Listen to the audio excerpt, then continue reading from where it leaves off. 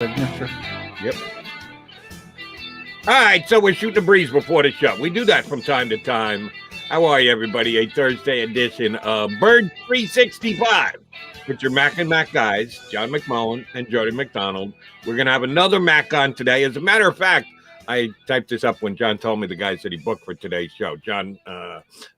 Jack Mackey had done previously, but Joe Santoliquito is also going to join us today. So it's a 4J show.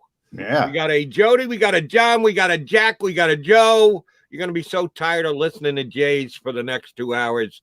Somehow you'll get to it, Eagles fans. We do thank you for tuning in here on the JAKIB Media YouTube channel. Johnny Mac, what do you got for us today? What do you want to talk about? You want to talk about sailing? Perhaps we should talk sailing. Sailing? Summer. We talk about fishing? There's a little wind out there today. Should we talk about sailing rather than the Philadelphia Eagles? Yeah, why not? Michael Jordan's down the shore catching, 70-foot marlins. I don't know what he's doing. 70-pound. I don't know. I'm not a big game fisher, but he's down there. He's down there. He's down there with Jimmy Johnson, who Jimmy Johnson, for some reason, brought his annual fishing tournament to Atlantic City. I love Atlantic City, but I would think he'd rather be in Key West, but what do I know? There's some big wigs down in Atlantic City this week. I saw the news footage of Michael Jordan coming out of some spot in Margate, or maybe it was with a cigar. No, it was Margate. It was Margate, yeah. Down there getting ready for some summer fun. That's why I just brought it up, just not because of Michael Jordan, because it's summer and because it's a nice day out. But we are inside, and we are here to talk about the Philadelphia Eagles for the next 2 hours. You heard the two guests we're going to have on, two guys who've been around here covering the Birds for a very long period of time, so they'll certainly lend us some insight. Speaking of insight, by the way, I got to do that real quick. Jody, John, Joe, and Jack. Can I do that? Jody, John, Joe, and Jack. That's the show today. Okay. At like varying points during the show, I'm going to say. And who's on today's show? And you're going to have to give me those 4 J's since you're now practiced at it. So good job out of you, McMullen. Speaking of Philadelphia Eagle interest, apparently Adam Schefter has once again stoked the interest of all Eagle fans because yesterday he verbally tied the Eagles to Deshaun Watson. That, in Schefter's opinion, the Eagles are more well-suited to be able to get Deshaun Watson than any other team in the National Football League. Number one, this is not new news. And number two, to do that, I would think that something would have to change. You'd either have to have a reason or an addition or a wrinkle to the story. As far as I can tell, it's the same thing that was 2 days ago and 4 days ago and 2 weeks ago and a month ago and 2 months ago. But because Adam Schefter said it, it seems like there's a bit of a buzz here in town. Ooh, Deshaun Watson could be the next quarterback of the Philadelphia Eagles. Yeah, I get bent out of shape with these types of things. We had, I don't know how long we had Mike Garafolo on this show, another national guy. Always says nobody's more plugged into the Eagles from a national perspective than Mike Garafolo. And I remember asking him, Jody, on our show, if the legal implications, allegations evaporate, how quickly does Howie Roseman pick up the phone to go get Deshaun Watson? And Mike joked, how quickly does water evaporate? Immediately. Bang. That's his first call. That's who he's going after. It's the worst kept secret in the NFL. Now, Adam's great. Adam is the best reporter in the business. I'm not trying to downgrade Adam Schefter at all. But this is not new news, Jody. This is not new news, but he is right. The Eagles are also, and this is what makes it even more intriguing, they do have more capital to go after, and asset-wise, I'm not talking finance, they would have to, in the short term, if the miracle happened and Deshaun Watson became free to play, which he's not going to become free to play anytime soon, they would have to clear some cap space and all that. But from the part of acquiring him with a potential 3 first-round picks, all the money they're going to have next year under the cap, they're in the best spot. They're in the best spot. And Joe Banner chimed in as well and said it's interesting because another team who in theory has wanted him, has had significant interest in him, is the Miami Dolphins. And they kind of handed the Eagles the advantage by trading the first-round pick. So that part of it's a little bit interesting. But again, nothing new. Understood. And because it is something that isn't going, well, no, let me make it a question rather than a statement. We have no idea how the timeline on this is going to work out. I don't know that anyone does other than Deshaun Watson, because he can advance the timeline, he and his attorneys, if they want to come to a settlement with the people who are filing a lawsuit against him right now. So they're the only ones that can speed up the process. And to this point, they've not shown any desire to do so. There have been conflicting reports, depending on which side of the lawsuit they're on, as to how far settlement conversations have gone or not even occurred. Minute one, one side says, "What do you mean? There's no settlement conversation." And there's, "Oh, we've had extensive settlement conversations." Yeah. So you don't even know who to believe on this. But I think there's what you read between the lines is it's not close. And if it's not close, then you, me, Adam Schefter, Mike Garofalo can have all the conversations we want. Until this advances a little bit, he's not going anywhere. There's no way that Deshaun Watson is traded at this time. If Howie Roseman picked up the phone today and called the Texans, how outrageous an offer would he have to make for them to say yes? And how foolish would it be without knowing what kind of punishment Deshaun Watson faces? Well, Jody, we have a lot of smart people on this show from a front office perspective, and we've asked a couple of them as well, the Andrew Brandts of the world, the Mike Tannenbaums, the Randy Muellers, ex-executives, ex-GMs. There is a way to wrangle that, and that's if the NFL tells the Eagles behind the scenes, look, this is what's going to happen. He's going to be suspended, and I'm just making this up. This is not, he's going to be suspended for 6 games. If you know that, Jody, that's what's coming down the pike, and they give you the heads up, and you're Howie Roseman, and maybe you can get a little bit of a discount because of right now and how bad things look from a public relations perspective, that might speed things up. And if anything, that might speed things up rather than slow things down. The Eagles will wait 6 games. Who cares? So there's a lot of sort of ways and shadows and context. The question is, would the NFL be willing to do that? You talk about competitive advantage. Does the NFL even know? We talk about the NFL all the time and being in the investigation business. The joke of, hey, we're doing an investigation of Deshaun Watson. We're not going to talk to Deshaun Watson, though. I mean, it's absurd. Right. So from a standpoint, I don't even think Park Avenue knows what it's going to do. So ultimately, I agree with you. Nothing is happening imminently.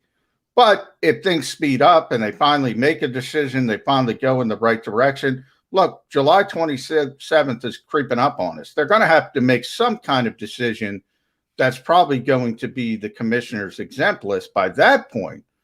And then the train starts moving forward. We talk about something as superficial as Carson Wentz banner at Lincoln Financial Field yesterday on the show again. Even that, everybody's in the lull, Jody. Everybody's in vacation mode. But now it's starting to pick up. And now the training camp is in the horizon. Every issue from small to large has to be handled. And we're eventually going to get this moving in a direction where we're going to have at least some clarity. And then teams can know, okay, can we make a legitimate offer for this guy right now? Which is the answer to that is probably going to be no. The biggest reason why it is far from imminent, it's not even worth noting, like I said at the top, because there's no change in the situation, and there hasn't been for months. You threw out a potential scenario there that if the commissioner's office alerted the Philadelphia Eagles that, hey, we're going to hit him with a 6-game suspension. When this happens, he's going to get 6 games. How do you think that would play with Jerry Jones? If the Eagles make a trade for him and then it comes out that, and the Eagles are going to be without Deshaun Watson because he faces a 6-game suspension. Jerry Jones will walk off the set of Hard Knocks and take a flight immediately to New York and go into 345 Park Avenue and go, how the hell did the Eagles know how much time he's got? You didn't call me. You didn't tell me. And yes, I'm quite happy with my guys, Dak. But no one alerted me that it was going to be a 6. How are you helping out my rival in the division by giving them inside information ahead of time? And it wasn't my idea. I'm not that smart. It was, and I don't want to get, I think it was Andrew. But the point, it wouldn't only be the Eagles. There's teams like Denver and Miami and Carolina and everybody else who's been interested. And, a lot of those teams have gone in different directions. Carolina with Sam Darnold. We don't know. All I know is there's going to be a lot of interest with Deshaun Watson. It wouldn't be Roger Goodell going to Howie Roseman and Jeffrey Lurie. Oh, hey, Eagles, we're going to give this guy, and not tell everybody else. Everybody in the league would be well aware of what's going on and what's coming down the pike. It's not like they would be singling out the Eagles. So it would just be sort of a nod in advance of some kind of public knowledge when the league finally comes down. And that kind of stuff happens all the time, Jody. I mean, that kind of stuff happens almost weekly. Okay. When that happens, if that happens, and I don't know that it's going to happen, but if it did happen, who would know first? Adam Schefter, Mike Garafolo, or Howie Roseman? If the commissioner's office decided, here's the punishment we're looking at, 6 days. Who gets the call first? Who gets the Howie gets the call first. And then when Adam Schefter speaks, it's like the voice of God. No. Don't be surprised if he's first. Yeah, Adam's getting his information. Here's how it would go in the Eagles situation. Roger Goodell would inform the owner or the general manager, depending how hands-on Jeffrey wanted to be, and then they would immediately link to an Eagle-centric little inside baseball. It's going to be Mike first. It's going to be Adam second. That's how it works. Ian probably third. Fair enough. And Ian's probably got to get it from an agent. If you're any kind of a football fan and you're a Birds 365 watcher, we believe that you are. You're on Pro Football Talk a couple of times a day, if not too many times a day for a guy like me. One of the features that they used to have, and they did away with it a while back. I haven't had Florio on one of my shows in a couple of years. When he became big time and tied in with NBC, he stopped taking my calls. And if he did, he'd text me back and say, sorry, Joe, can't do it. And then the next 5 times I reached out to him, he wouldn't even text me back. And then he'd show, oh, sorry, Joe, can't do it. Get tied up. So I haven't had him on in years. Before he became a big shot, I used to get him on fairly regularly. Still love the site. Still think his information is top drawer, even though he doesn't come on my shows anymore. But that's okay. A feature he used to have. Well, I know where you're going, and I'm going to defend Mike Florio, and I'm going to kill Mike Florio in the same segment. I'm not trying to do either. I'm just trying to note the fact that he used to have the police blotter. Yes. How many days since last an NFL player had been arrested?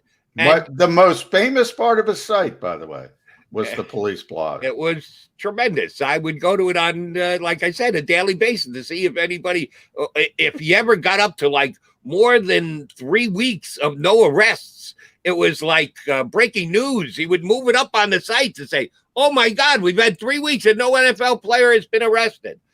Well, that would not be the case. We would be looking at single-digit days, actually more like double-digit hours. With Richard Sherman, who was arrested outside of Seattle. And apparently he attempted to break into the house of his wife's parents, his in-laws' house, that he had a single vehicle traffic accident at 1 o'clock in the morning. And at 2 o'clock in the morning, a call came in that Richard Sherman was attempting to break into his wife's parents' house. After the police showed up and arrested Richard Sherman, but not without incident. Both Sherman and the officer who arrested him were injured during the arrest. Apparently, he was completely drunk at the time and that's why he crashed his car, and that's why he attempted to break into his house. Richard Sherman, of course, a free agent, not signed with any team yet. At one point was arguably the best cornerback in the league, certainly one of, if not the best cornerback in the league. He's not that anymore, but he would step in here and be the CB2 of the Philadelphia Eagles if he signed tomorrow. So he hasn't lost all of his skills, but I think he's lost his standing and his position in the National Football League because, he's behind bars as we speak. They will have the court proceeding later today. He did not get bail, so he has spent the last night in jail for the incident, and that does not do wonders for his free agent status. We talk much more about Steven Nelson than we do Richard Sherman, but Sherman is also a viable candidate. He's also, I would say, the kind of guy that needs to be coached up real good, and you need to keep a close eye on him because he'll do and or say some things that might not be productive for an organization. Richard Sherman, out of the league as of right now. Will he be getting back into the league anytime soon? Well, that's kind of to be determined for a lot of the same reasons we talk about Deshaun Watson. But there's so many things, and we're not going to have time in this segment I'd like to get to on this, Jody. So I'll kick Florio to the back. We'll talk about him sometime down the road. But as far as Richard Sherman, this is a microcosm of what's wrong with society because of the laws on the books. Everyone assumes right away that Richard hit his wife or his and he didn't strike anybody. He didn't do anything. It's just the law on the books. He's trying to break in. Obviously, he's having issues with his wife. He's depressed. He's battling some issues. She claimed he was talking about committing suicide. From my standpoint, I have a bigger issue. Where is this guy mentally? The interesting thing about Richard Sherman, he's a vice president of the NFLPA. He's a Stanford graduate. I think he's a really smart guy. He's one of the best cover three corners that ever lived, and that's what the Eagles are going to play. So from that standpoint, he'd be a perfect fit from a football aspect. Short term, obviously, at his age, but he's a West Coast guy. That's why I never bring him up with the Eagles. He's not coming here. He was never coming here, and that's before issues. Now he's got all these issues. So, there's going to be a suspension at some point. I don't think he's going to do jail time or anything that significant. As you heard the story continue to develop. Look, I'm not saying it's not serious anytime you drive drunk. But again, people hear domestic violence and they think he's beating up someone. He's beating up his. He's not. It was an ugly situation, but I'm more concerned about the person himself. To be honest, he's going to face some legal consequences, obviously, but it's not going to be serious from that standpoint. If he wants to play, I do think he'll get. And again, the problem with the NFL is there's no consistency. He might get 2 games, he might get 6 games, but I don't think it's going to be a year-long suspension or anything like that. Now, the other part is timing. How quickly do you go through the process to get that done? So all of these issues come into play. Either way, he wasn't coming to Philadelphia. And they're all working against Richard Sherman, and more details of what the quote-unquote incident will be, I'm sure, will come out after today's court pleading, but he compromised his position greatly just to be in the National Football League this year. I would not be surprised if he isn't in the National Football League this year. If he is, we would need me to apologize. I apologize. But I think he's in a bit of trouble, and the point you make about there are some all-encompassing terms and situations of this that we think of immediately. The domestic violence, he must say hit his wife. No, that's not the case here. You want to talk about domestic violence? Dwayne Haskins took a severe punch to his own mouth from his wife, and she's the one who's arrested. That would have made the Florio bladder. We'll get back to that. And by the way, Randy Mueller was it last week or the week before? And we asked him, what happens when that number comes up? When that unidentified number comes up, and it's a real thing in the NFL, and you saw it twice over the past 24 or so hours. And it's not something you want to see happen on your phone. Well, you know what who popped up on our little screen here? We're going to pop him up on the show so you can see him in just a couple minutes. One of the 4 J's involved in today's show. And it's not John McMullen. It's not Jody McDonald. It's not Jack McCaffrey, who'll join us a little bit later. Oh, no, it would be Joe Santoliquito. He's up next here on Birds 365. I get scared sometimes. Of a lot of things. Joining in. Decisions. The dark. The dark. But I once heard someone say, But as I always say, it's okay to be afraid as long as you face the fear. and keep moving forward. Wherever you are in life, count on the name trusted in insurance for over 80 years. Independence Blue Cross. The savoring taste of a good bag of beef jerky is so enjoyable at any time of the day, as long as you can find it. Here's what we suggest. Pure Bull Beef Jerky is our answer, and soon it will be yours. Locally produced in the Philadelphia region, this high-quality, healthy protein snack is easy to secure. Go to steersnacks.com, and you'll see hot garlic, tropical heat, Pure Bull dry rub, and our favorite, Huck and Fod. What's that? Huck and Fod. Go now to steersnacks.com. Welcome to the Wildwoods, the perfect place where you can safely do everything or nothing at all. Catch a wave, take a nap, go for a drive, grab a bite. It's your vacation, and we're doing everything we can to make it a safe one. The Wildwoods. Your vacation, your way.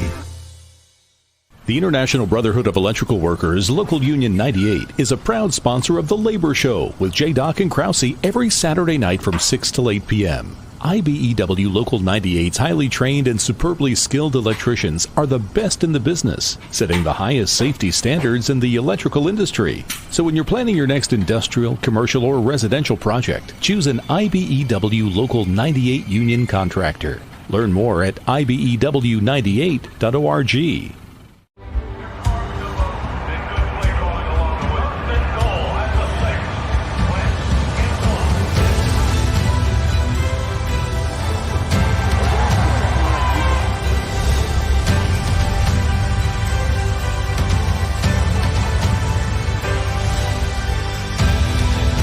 Field of life, First Trust Bank is there for you. Champions on three. 1, 2, 3. Because Philadelphia dreams deserve a Philadelphia bank. This is a key. It's a family tree. It's a pair of wings. It's a secret handshake. And a ticket to anywhere in the world. It's more than a uniform. It's the door to a world most people only dream of. There's Strong, and then there's Army Strong. Try it on at GoArmy.com.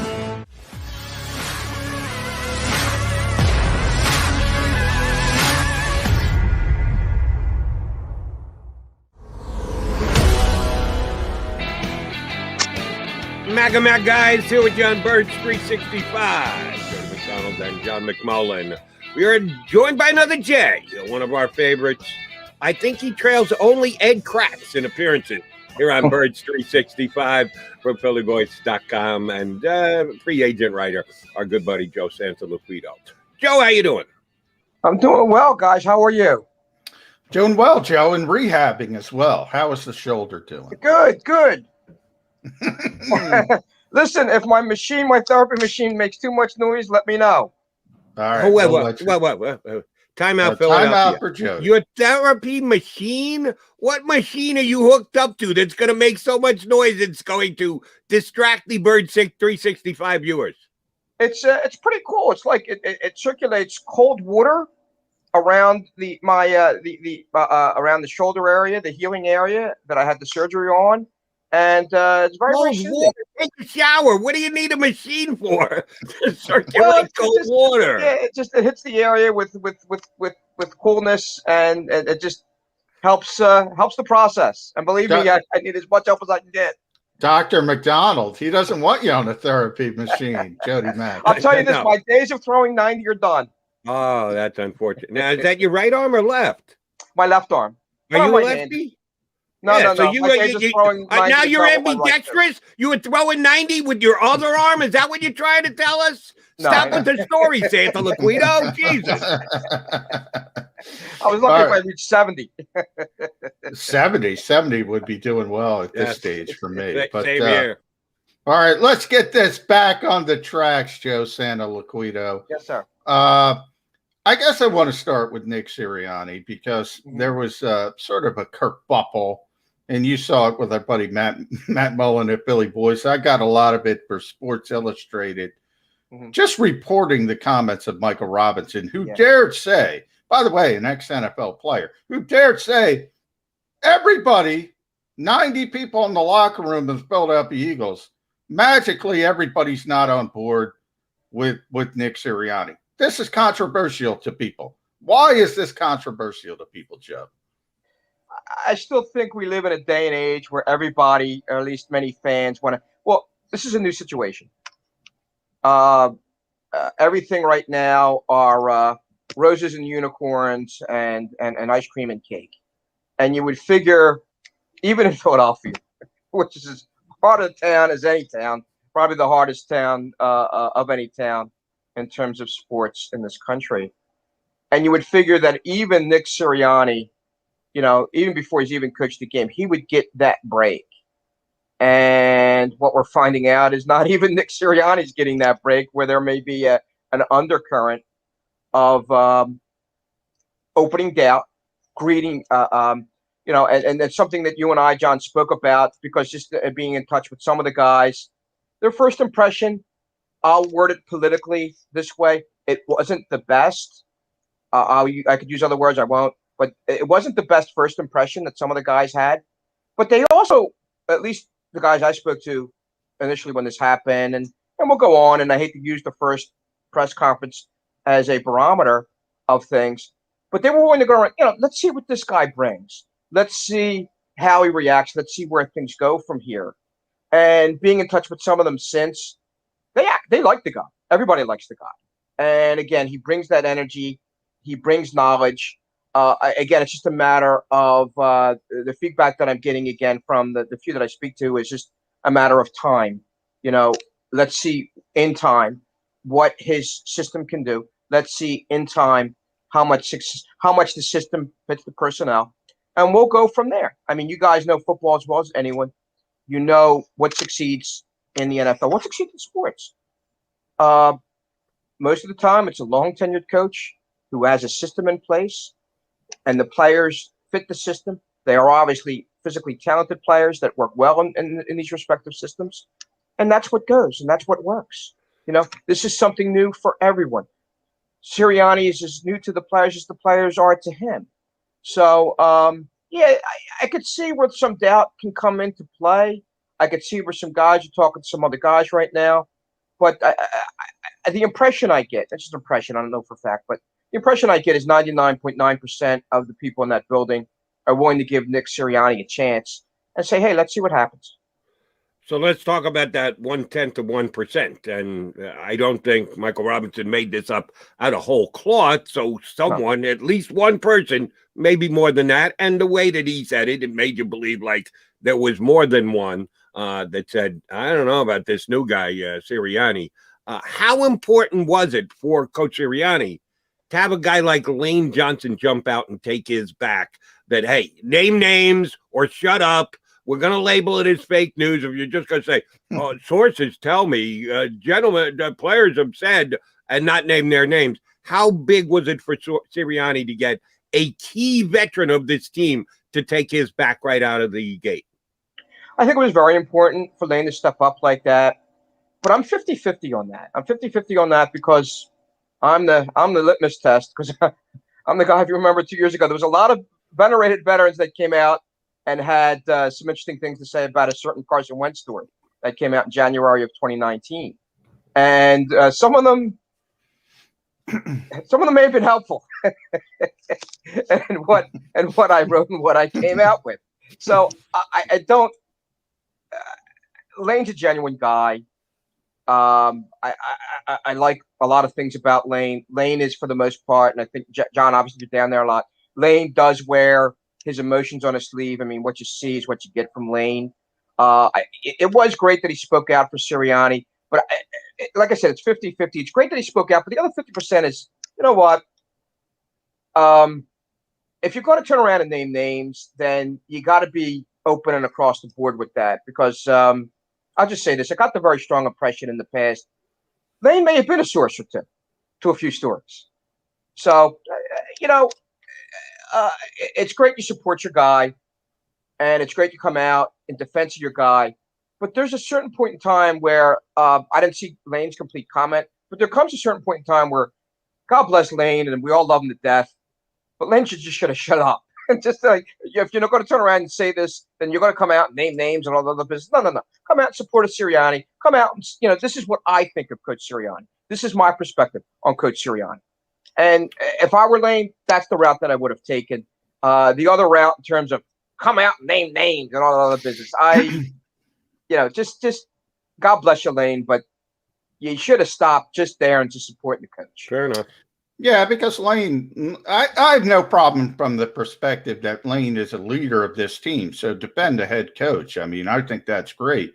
But as far as name names, he knows how this works. You can't say, you could say Nick Sirianni's great and put your name on it. And you could say, boy, I don't know about this guy. I don't know about how he handles it. And you're just hurting yourself. It could be as, superficial as that, but you'd be hurting yourself as a player on this team saying, I'm not so sure about the head coach. And oh, by the way, Joe, why should you be sure about the head coach? You should give him a chance, but this is an unproven guy. And that's the other thing. I sorry to interrupt, John, for a second, but that's the other thing. That's a stone cold fact. They probably all had doubts because these guys have been in positions as long as Nick Sirianni, a good core of this team. So, they probably all had doubts. Because the other thing is that he's inheriting a situation that, and let's also agree on something else too. Doug Peterson was a pretty beloved coach. He's a guy that directed these guys to a Super Bowl. There was a hell of a lot of guys in there that had a hell of a lot of belief in Doug, and would have went to bat for Doug. This is also the same group of guys that, okay, good for you, Lane. You stick your neck out a little bit. You speak out for Nick Sirianni. But the other side of it, Lane, where were you and where were a hell of a lot of other guys when Doug was going through what Doug was going through? That's fair. I'm sticking with Lane Johnson. I have another offshoot of a Lane Johnson question. I saw a video somewhere, it might have been on the internet, might have been on NBC Sports Philly, of Jalen Hurts working out, squatting like 620 pounds. Jalen Hurts has got some girth to him as a quarterback. He's no Lamar Jackson. He's got some muscle. And he's working out at Lane Johnson's own gym. And I've heard about this gym from our buddy, Brian Baldinger. One time I got him on, he said he was sorry, I had to get over to Lane's to go work out. Yeah. Baldy's still trying to pump the iron these days, well after his retirement, but we love Baldy. But yeah, Lane's got this great workout set up at his home, and Jalen Hurts is over his house doing squat work with him. Did Carson Wentz get that invite? I know we're back to dragging you into Carson Wentz, but the comparison between the two quarterbacks, Lane did step out, not only take Carson Wentz's, Nick Sirianni's back, but Jalen Hurts as well, and talked about how he's exhibited leadership qualities in the very short time he's been running the Philadelphia Eagles as their starting quarterback for a handful of games last year. Was he one of the guys with the offensive lineman when he's there, Carson Wentz? Is Jalen Hurts already further along in that process of being one of the leaders of the offensive line as the QB of the Philadelphia Eagles? I get the very strong impression this team as a whole have taken Jalen Hurts in. We saw that again at the tail end of last year. We saw the way they played. We saw how they reacted. I believe, correct me if I'm wrong, I think Jalen Hurts' first TD pass, was it to Alshon Jeffrey? I do not remember. It may have been, but I do distinctly remember. when Alshon caught a touchdown pass from Jalen, and everybody pretty much exploded. So, yeah, everybody loves Jalen. Everybody. Yeah. When I say 90 for 90, Alabama to Oklahoma, immense work ethic. I'm in touch with people down in both Alabama and Oklahoma. They all love the young man to death. Again, the only question that continues to surface about Jalen, and will continue to surface about Jalen unless Jalen proves otherwise, is can he throw the ball?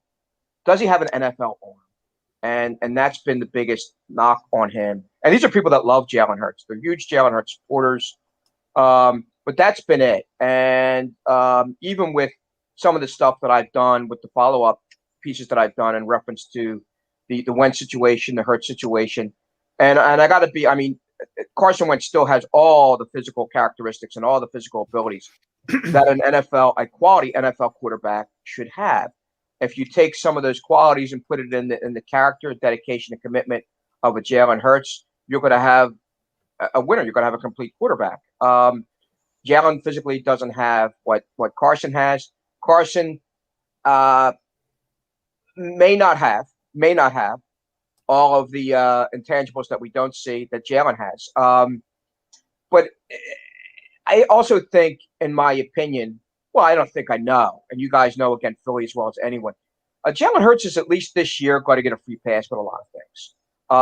The boos are going to rain down on this team because this team's not going to be very good, in my opinion. I maintain that. I've said that on the air with you guys now. This is what my third or fourth time with you is. I'm not changing off of that. I'm not changing my stance off of that. They're not going to be very good. It's a team that has certainly a number of holes in it. As we're talking today, who's the left tackle? We still don't know. Do you believe in Andre Dillard? Do you believe in Jordan Mailata? Do we know? No, we don't. So there's still a lot of major questions that need to be answered with this team. One question you won't have to ask is, the character, dedication, and commitment of Jalen Hurts, who's one of its leaders. And Jalen, I think, through time, you're talking about two major programs in Alabama and Oklahoma.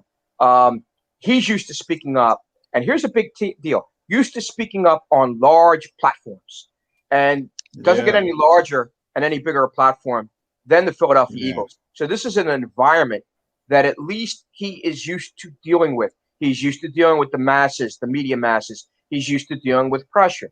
He's come from pressure, major pressure situations. So he's used to those platforms. He knows how to deal with those. He knows how to deal with the masses in and out of the building. And I think in that area, he's going to do well. Now, again, the biggest question is physically what he's able to do through a prolonged period of time on the football field for the Eagles. He's going to get the season to work with. The Eagles are going to turn around. This is going to be an experimental year. And again, it's something that Eagles fans and the Eagles publicly may not want to come out and say, but it's something that Eagles fans, again, are going to have to deal with. Yeah, let me just hop in quickly to make a historical note here. Jalen Hurts' first touchdown pass as a starter, because he started the New Orleans game, was, as you correctly stated, to Alshon Jeffries. But his first touchdown pass ever was to Eagles' top wide receiver last year with Greg Ward.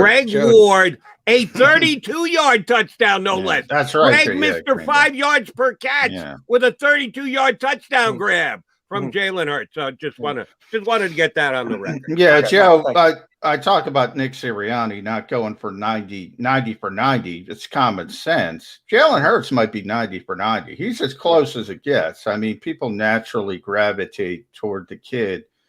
From Jody's perspective, I don't know. Lane's got his bro barn, so to speak, and, people go work out there.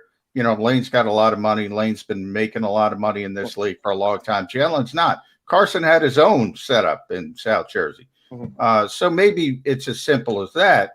I'm not going to overthink that kind of stuff, but I do think the work ethic and the natural leadership skills, and as I said, just people gravitating toward Jalen Hurts, it's just he's more natural at that part of it. Yeah. So if you could meld his personality with Carson Wentz's skill set, then you're really cooking with gas. Yeah.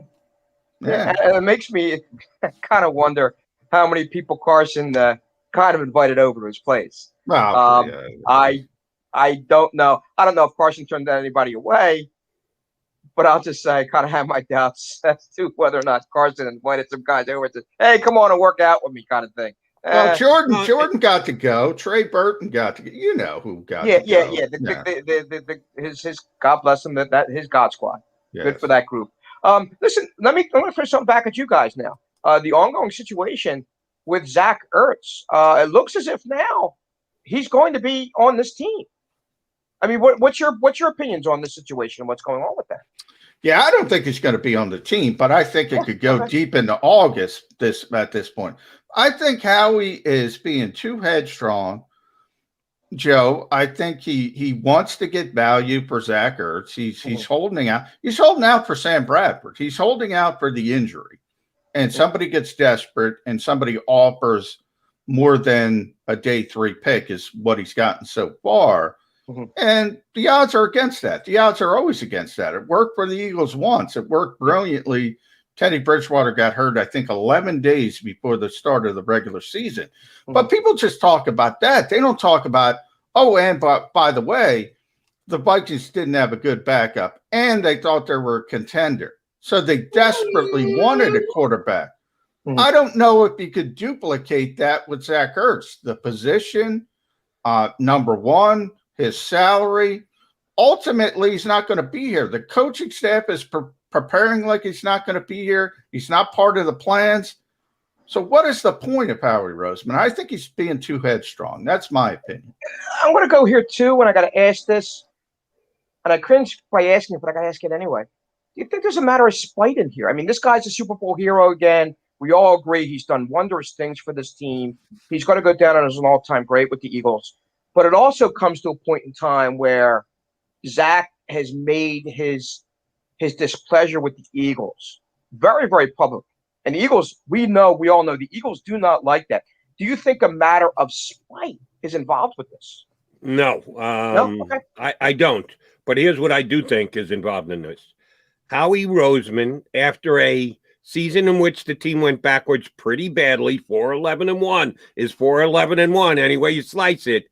I think he wants to be seen as a guy who's going to take advantage of another team, that he's going to get something, that it got out there either through the Eagles or enough media members rendering their opinion, that the Eagles should get something for Zach Ertz. He's the all-time leading tight end and all the accolades that he has and caught the game-winning touchdown pass in the Super Bowl. We all know what Zach's accomplishments have been, that the general manager needs to get something for him. You didn't get a contract extension done, good, bad, or indifferent. You didn't trade him before he had a down season. That Howie Roseman can't walk away after Eagles release Zach Ertz. That's going to smell bad on Howie's resume and record, and I don't think he wants that. And that's why I think he's sticking as hardline as he is, not to, we'll show Zach Ertz because he badmouthed us in the media. No, I don't believe that's the case. I think it's more Howie has to register in Howie's mind a win in this one, and that's why he's still here. Well, I will say this, and before you jump in, Joe, I do want to add something. I think Jody is 80% right, maybe 90% right. I will throw in this from your perspective, the extra 10%. There was a big story last year about Howie and Zach arguing at practice. I don't know if you guys remember that. Yeah, I remember that. Everybody assumed it was about the contract. It wasn't about the contract. It was about rehab. It was about workouts. And Zach wanted to work with his people. And Howie was telling him he had to work with Ted Rath. They had just brought in him from the Rams. And they wanted him more focused on what the Eagles were telling him to do. That developed some kind of disconnect. So there might be a little 10, 15% spite in there. But I got to tell you, Joe, this is a guy who played through a lacerated kidney. Yeah. We're on the same page. Yeah. Yeah. And a broken rib in the playoffs. He's an all-time great for this organization. That's like Joe Santoliquito going through a Bird's 365 spot. But right there, that's that kind of toughness. So if there is any spite, there shouldn't be with Zach Ertz. Yeah. Yeah. So, well, Jody, you can't take the hat off. We can't be the bald boys. Come on. No. This is a prized hat I broke out today because I had a white shirt on. This is a white rat hat Whitey Herzog. You might not be able to see it on the feed, but it's actually Oh, autographed okay. by one of the all-time great managers in the history of baseball, who's like one of my father's best friends. I actually think my father's better friends with Whitey Herzog than he is with me. So, yes, I've known Whitey a long time, and I just happen to have this hat handy today, so I decided to go with the white. All right, Joe, let me ask you about this upcoming camp. We are now less than 2 weeks away. We've had over the last 3 days, 4 days, questions as to whether Nick Sirianni is very well respected and has hit the ground running with this team, or is too rah-rah, and what are we actually doing here? The offseason stuff was good in that they got to be together and be as a team, but really, how much did they accomplish? There's so much that they're not allowed to do as per the collective bargaining agreement. We know this is not going to be a Dick Vermeil-like camp with two-a-days and pads and hitting and the like. How important is it for the Eagles that this camp gets off to a good start for this season if they're going to have an improved season off the one they had last year? It's incredibly important because every second of every minute of every hour is going to be about learning. It's going to be about acclimation. And again, it's something that I spoke to you guys about, and I speak to other people about ad nauseum, is the fact that everything takes time. And this is going to take time to, again, incorporate a system and to have your players know what to do in that system, how to react in that system. It's going to become to such a point where you're on that field and you're not thinking. You know what to do. You know where to go. And that's going to take some time. And that time, it may take into October, the middle of October, or maybe even the early portions of November, before this team gets completely, purely immersed into what Sirianni and his staff are trying to do, offensively, defensively, special teams, everywhere. And it's something there that, again, it is a process like anything else. And that's why I think, again, Eagles fans, or I like to think Eagles fans, are going to give Sirianni and this team a break. And I think they will. I very strongly feel that they will, because it's the way of football and how football is. It is far more of a technical game than people give it credit for, especially at this high level. A lot of classroom work and a lot of work that now in this day and age gets taken away from it. And it's interesting, Jody, you bring up the great Coach Vermeil. I had the pleasure of speaking to a couple weeks ago, and he always rails about the fact that, these guys can't physically practice what they're being taught. And in terms of practicality, because of that, we get the sloppy play that we see all throughout the NFL, throughout every team, and throughout every new coaching situation. And the NFL does give new coaches, what is it, John? Is it a week or a couple weeks? They give them a little bit more of a latitude than they do veteran coaches. Yeah, typically a little extra time. Typically in the off season, but that's where I wanted to steer you, Joe. Nick Sirianni kind of, and it's not just his decision, it was Howie Roseman as well, Jeffrey Lurie, about scaling back the offseason and working with the players, no mandatory minicamp. So he didn't have the advantage, a typical rookie head coach. In fact, they scaled back on what work they did have. Do you think this organization should have held a harder line because other teams had mini camps? And, probably certain veterans don't show up, but, Joe, veterans don't need that work. The young players do. And the non-entrenched players, they were going to show up no matter what because they have to. Voluntary work in the NFL is voluntary in name only.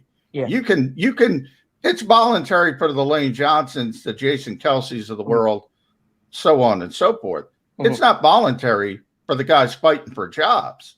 Yeah. So do you think they should have been a little bit more hard line because they need to get people in that learning sort of bubble a little bit more, and every advantage they could get, they need? They should have been far more hard line. And again, this is a philosophy that's led to the situation, partially the reason why the Eagles in the situation that they're in. What I know for a fact is when Deuce Staley was here, Deuce was told, you're coaching too hard on these guys, coaching too hard. It's part of the reason why Deuce is not still part of the staff. It's part of the reason why I don't even think they interviewed Deuce as the head coach of this team. This They did, is, but it wasn't serious. Yeah. Okay. This is part of the everyone gets a trophy generation. I hate to say that cringing. I mean, these young men, these young people today, men and women, they're all incredibly gifted athletes. But and I'm going to switch off to baseball only for the second. Just got done covering the Major League Draft. Young people, special talents.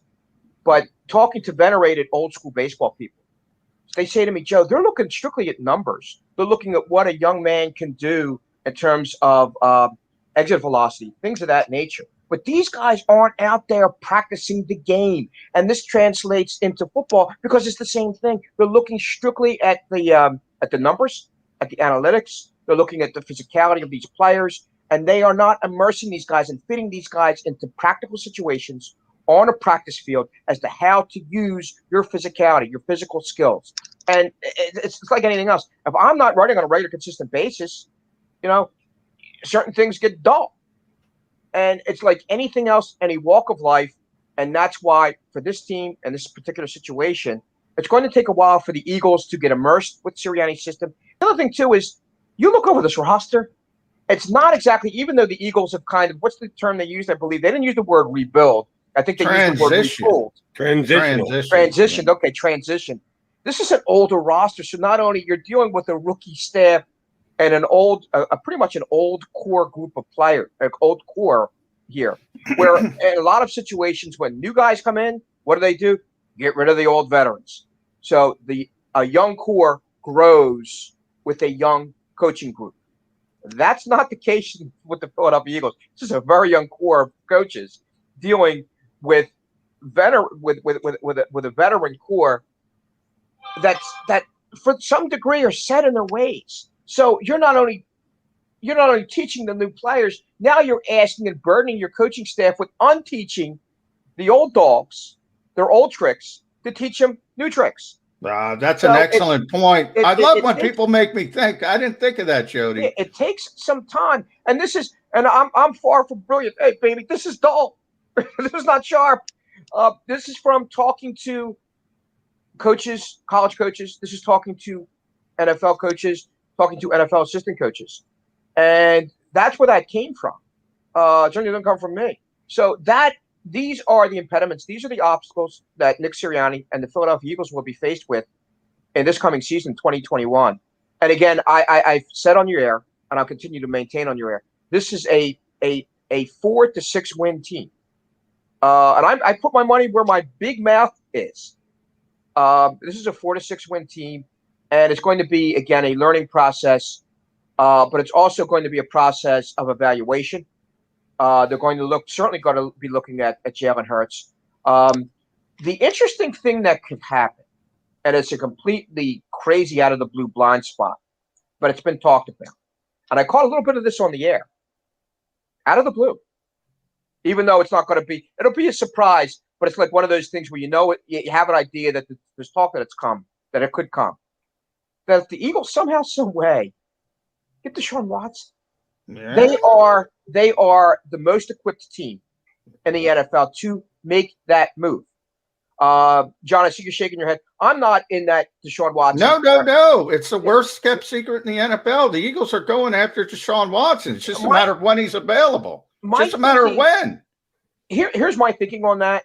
My thinking is rebuild. My thinking is use those draft picks to build a new foundation. My thinking is let's see what Jalen can do. If Jalen doesn't turn around and cut it. Now that's where I'm shaking my head. They're not doing it. They're going after Deshaun Watson. Period. Let's try to rebuild because, again, this is still a core group that I believe its window's closed, in my opinion. Its window's closed. And the Eagles somehow, some way, and this is from two serious NFL people that told me this last season, the Eagles still believe they have something here. They don't. They have, I believe, I've seen two recent things that have come out. What is it? The 29th best depth chart, best roster in the NFL. And I think someone else rated them 25 or 26. They're awful. I believe I figured it out. I think out of the last 64 starts, and one of the cores of this team is excuse me, Brandon Brooks and Lane Johnson on that side. Yeah. I believe combined, they played 35. They've started 35 games out of the last 2 years and 64 starts. Combined 16 starts for Brandon, and a combined 16 and 16 for Lane Johnson. 35 times in the last 64 games with the two of them combined. And that's your core. That's your offensive strength. That's your offensive core. Only 35 times these guys have started in the last 64 games for this team. That's they're both going to be healthy for every single game this year, Joe. You're throwing a wet blanket on the season before it ever starts. All right, and let's put that aside for a second. You said one thing that really intrigued me. I hadn't heard before. Thank you for relaying it to our audience. That Deuce Staley was called on the carpet for coaching too hard. That he was too harsh on the players. I'd never heard that before. Thank you for giving us that little tidbit. Following into 2021, and you guys are just getting to know the staff, certainly better than me, who's not down there every single day, like you and John are. Who's the guy on this very young staff, as you pointed out, Joe? A couple of guys have actually been around the block, but most of them are very wet behind the ears. Who's the one who's going to get the Deuce Staley treatment? That he's told, listen, we know they're professional. No, they're getting paid. But, man, you're tongue lashing them. You can't do that. We've got to gently guide these players where we want them to go. Who's going to be the guy who's told you're coaching them a little bit too hard like Deuce Staley was? I honestly can't answer that, Jody, because I don't really know these guys that hard. I know Staley is still down there. Yes. And the thing is, though, yes, he still coaches hard. But, that old school, those offensive linemen, they love that. They embrace it. Did anyone ever dare tell Stoutland he was coaching too hard? No, I don't think anybody will. But I will say this. That running backs room loved Deuce. Yeah. They loved the way Deuce went after them. Deuce was to many of them an older brother, to many of them a father figure. They loved being coached hard. And that was from an outside perspective of that was outside the running backs room. That's where that came from. And I hate to say this, and I say this cringing now, it's to a point where Jeffrey Lurie, and Howie Roseman have kind of bought in a little bit. Well, it seems like they bought in a lot to let's do things gently. I believe you could be taught. But you know what, though? And I know you guys are as old school as I am. Or I'm sorry. I'm as old school as you guys are. You guys are a little bit older than me. But I believe in that old school way of getting after people. I've had editors in my life, God bless them. I wouldn't be where I am, but I've had editors in my life turn around and go, Joe, this is blank. This is bleep. Rewrite it. And I don't think I'd be where I am without them. And again, it's every walk of life where you're going to deal with that hardcore individual who's going to bring your basic fundamentals, who's going to turn around and keep on hounding you and keep on battering home things that need to be applied. And it's more than just teaching. It's old school repetition. And because of the collective bargaining agreement, the combination of collective bargaining agreement, because of the style of coaching today, that is not there. That is lacking today. And regrettably, again, we're going to see that spill out and show on the field this year with the Philadelphia Eagles. Yeah, and if I had to pick somebody of the new coaches, Jody, because that's where I think you were going, it would be the same room. It would be Jamal Singleton, the running backs coach, who replaced Deuce Staley. He's an Air Force guy. He's got a military background. And he's a little bit older, so he's got a little bit of that structure. He'd be the guy that I would pick that probably would be the hardest coach. But like Joe said, it's a little bit of speculation. We got to run. Thanks, though, Joe. You take care of that shoulder, number one. Got you, guys. Got you. Really appreciate it. More cold water. Get that thing cranking. It turned the light off a couple of times. You got to pay your electric bill because you turned up the cold water a little bit much. Joe, always a pleasure, buddy. Thanks for hopping on. Got you, guys. Thanks, guys. Yes. You are almost as old school as me, but you got to work on it. You become more old school if you work harder. Just a quick aside. To Nick Fierro, Les Bowen, and Paul Donowitz, three great guys, three Hall of Fame writers, but also more importantly, three Hall of Fame people. Yes. And also throw Ed Bankin in there. Ed Bankin. I apologize. Yes. And Ed Bankin as well. Four real class acts. Understood. Joe, you're class act yourself for saying that. Thank you very much. Thanks for coming on the show. We'll hit you up again in a couple of weeks. Talk to you. Gotcha. Thank you, guys. Joe Santoliquito, PhillyVoice.com, has been covering the Birds for quite some time. And yes, proud of his old school tendencies. As are we. Mac and Mac here with you on Birds 365. Another old school guy coming up in about 20 minutes from now. Jack McCaffrey of the Delco Times going to hop aboard Birds 365. I get scared sometimes. Of a lot of things. Joining in. Decisions. The dark. The dark. But I once heard someone say, But as I always say, it's okay to be afraid. As long as you face the fear. And keep moving forward. Wherever you are in life, count on the name trusted in insurance for over 80 years. Independence Blue Cross. The savoring taste of a good bag of beef jerky is so enjoyable at any time of the day, as long as you can find it. Here's what we suggest. Pure Bull Beef Jerky is our answer, and soon it will be yours. Locally produced in the Philadelphia region, this high-quality, healthy protein snack is easy to secure. Go to steersnacks.com, and you'll see hot garlic, tropical heat, Pure Bull dry rub, and our favorite, Huck and Fod. What's that? Huck and Fod. Go now to steersnacks.com. Welcome to the Wildwoods, the perfect place where you can safely do everything or nothing at all. Catch a wave, take a nap, go for a drive, grab a bite. It's your vacation, and we're doing everything we can to make it a safe one. The Wildwoods. Your vacation, your way. The International Brotherhood of Electrical Workers, Local Union 98, is a proud sponsor of The Labor Show with J. Doc and Krause every Saturday night from 6 till 8 p.m. IBEW Local 98's highly trained and superbly skilled electricians are the best in the business, setting the highest safety standards in the electrical industry. So when you're planning your next industrial, commercial, or residential project, choose an IBEW Local 98 union contractor. Learn more at ibew98.org.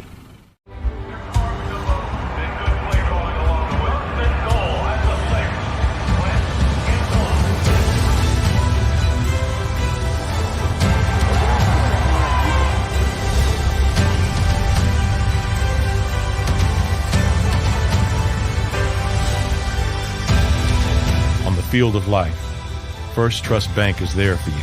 Champions on three. 1, 2, 3. Because Philadelphia dreams deserve a Philadelphia bank. This is a key. It's a family tree. It's a pair of wings. It's a secret handshake. And a ticket to anywhere in the world. It's more than a uniform. It's the door to a world most people only dream of. There's Strong, and then there's Army Strong. Try it on at GoArmy.com.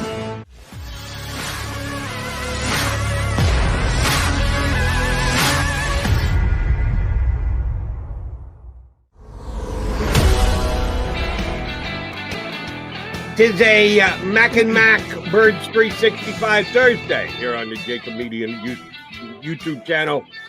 Johnny Mac and Jody Mac shooting a breeze with you about the National Football League with a specific slant toward the Philadelphia Eagles. But I do want to go back to the National Football League. First, thanks to Joe Santoliquito for hopping on board. John, you've been covering athletes for a long time. Did you ever hear of anyone using a cold water pressure spray? I tried to understand it as best as Joe explained it, that he's using to repair his injured shoulder. That you got a pack that puts cold. I've heard of putting an ice bag. They have those machines. They have those machines that try to circulate the area, the blood flow, get the blood flow going. Yeah, sometimes, yeah. Okay. I've never heard of that before. I'm saying, well, either that's because I'm a wuss and I don't do enough contact sports, or I don't fall downstairs like Joe Santoliquito. But I had no idea about this machine that he's describing. By the way, Joe brought up a good point. that I did not think of. So I love when people do that, and I love to give them credit. And typically when you have a young coach, you want to have them grow with a young core. And this is the exact opposite. We talked about with John Stolness earlier this week, the top under 25 players. No, the strength of this team is all the old guys. With a young coach, it's weird. I haven't thought about that much. It's very weird, Jody. Typically you do you whatever you want to call it, transition, rebuild, whatever. And that's what the Eagles are doing. And maybe it's just a matter of timing, but it is a little bit strange to see the core of this team, the really good players are over 30s for the most part with a rookie head coach. It doesn't happen that often. No, I'm okay with it because if you want to, and again, we're back to how do we label it? Jeff Lurie chose on the day that he fired Doug Peterson to use the word transition. There's different terms to acknowledge that it might not be a year you're competing for the ultimate prize. The one that we're most familiar with here in Philadelphia would be of recent history. Tanking, like the 76ers did several years ago, and beginning the process in which they said, veteran players, we don't need any of them. We're going to be the worst team in the NBA. Is that what you would prefer the Eagles do? Trade Lane Johnson. Get rid of Fletcher Cox. Well, Anybody who's over 28, 29 years of age, be darned, send them packing because we need to begin this transition for them. No, you got to keep the good players. Groats has got them at 0-9. Santoliquito says they stink. They stink anyway, Jody, so you might as well stick with the younger players. How bad? Did you not watch those 76er teams for those 3 years? How bad were those 3 years? Yeah. You want to live with that for the Philadelphia Eagles? You want to go in successive years. Now, remember, we're talking 17 games, 4-11-1, followed by 3-13-1, followed by 2-15. Is that what you want? Take it completely down to the studs and suck and have all these high draft picks. Ooh, that high draft capital. That's huge. Yeah, well, you want to go through that for the next 2 years? There would be people who would want that. We already know that from history. We already know that. They're idiots then. I don't disagree with you, but, but first of all, you're exactly right. I mean, it's different sports. I don't think you can compare the NBA and the NFL. There's not as big a drop. You can go, I talk about it all the time. There are literally worst to first every year in the NFL because of the setup, the scheme, the parity. It's not like the NBA where people think, although the two teams playing for an NBA final right now have proven you can do things differently. You don't have to purposefully tank for how many ever years. People say, was it 4 years? Was it 5 years? Was it really just blah, blah, blah, whatever. You could do things a different way. You could draft somebody at 15, even the NBA, and develop him. You could draft somebody. When was Devin Booker drafted? 10, 11, somewhere in that range? Oh, 5 years ago. But yeah, he's in the double digits, just inside the lottery. 11, 12, somewhere in that range. You could develop players. You can develop. It does not stop. I find in Philadelphia, whether it's NBA or NFL, you draft a guy and they think he's either good or bad. No, there's a lot of development that goes on with it. And Drew Holiday has proven that because I got killed, Jody. I got killed on the air for saying Drew Holiday could be a key contributor to a championship level team when the Sixers traded him. He was probably the first move of the process. The first, number one, that was it. Absolutely right. And I said at the time, he could be a key contributor. Yeah, I'm taking a victory lap. Look at it. Where's freaking Michael Carter Williams, you losers? Where's he now? You know who else could playing for an NBA championship? You know who could take even more of a victory lap than you? Ed Stefanski. Because I remember I had him on my show the day after the draft, and he was damn close to ecstatic with the fact that he got Drew Holiday. And I liked the pick, and there was another guy or two that I thought the Sixers could have taken, but I had no issue with the Holiday pick. But like Stefanski was over the moon on how happy. I couldn't believe he was sitting there on the board when he came up. This is a decade later, and you're right. He's helping lead a team to a potential NBA championship, and I got to give Ed Stefanski credit. But my point of bringing up Drew is the development. And by the way, he was developing here. People forget he was an all-star. He made his first all-star team. That to me, I take pride in that. They're developing a player. He's moving on. It might have taken another 3 years before he got really, really good, and he had some injury issues as well. The point is player development is real. You don't just say he's good, he's bad, that's it. No, you've seen it with the Eagles and J.J. Arcega-Whiteside. Everybody says, well, the Eagles are just stupid. Guess what? Everybody in the NFL, the Eagles didn't overdraft J.J. Arcega-Whiteside. Yeah, they did. Jody, you could argue they should have drafted somebody else. Everybody in this league had him going in that range. Nobody was saying, oh, this is a 6th-round pick and the Eagles are draft. That's what I'm talking about. I'm not talking about you might have liked a different player. They didn't overdraft the kid. That's where he was supposed to go. He hasn't developed. Guess what? Maybe if he goes somewhere else, maybe they develop him better. I don't know. Maybe he does stink. I don't know, but player development is real. It is real, enough. And the Eagles weren't good at it. The Sixers were awful at it and continue to be awful at it. And that's where Nick Sirianni is going to make his bones. Can he develop these young players? Because that's one of the things where you can criticize Doug Peterson for last couple of years and his staff. They didn't develop young players. That's a fair criticism. I agree with you there, and I understand the point you're trying to make. Let me see if I can be one of those guys who makes a point that hasn't dawned on John McMullen yet, that he there thinks about and goes, ooh, I never thought of that. Let me give that guy credit. As far as the construction of the Eagles roster as we're looking at it right now, you're noting, Joe Santoliquito noted, you know, their real players are all veterans and all their coaches are wet behind the ears kids. How does that actually mesh and work out? Perhaps part of the thinking, if not the main driving force of the thinking, is, well, the starting quarterback of the Philadelphia Eagles for that game in mid-November is going to be Deshaun Watson. And, oh, by the way, in the NFC least, we could very much be in the thick of things. So if we can get our hands on Deshaun Watson and we let go of Lane Johnson and Brandon Brooks and all these guys, well, what did we miss out on? I've heard someone say to me, I think it was John McMullen, that they're absolutely going after, it's not maybe for Deshaun Watson, it's a given it's Deshaun Watson, but they just need the green light. They need to know what parameters they're dealing with before they begin their all-out assault to get Deshaun Watson. Well, to do that, don't you need to have some players around him to be able to give him a chance to win? It's a fair point, Jody. It is a fair point. And, you know, one of the things Adam Schefter also said that people didn't focus on is that if the Eagles get Deshaun Watson, they're an immediate contender for that reason. Immediate contender. They go from everybody saying they stink, like Groats and Santoliquito, and every national pundit out there, to being top 5.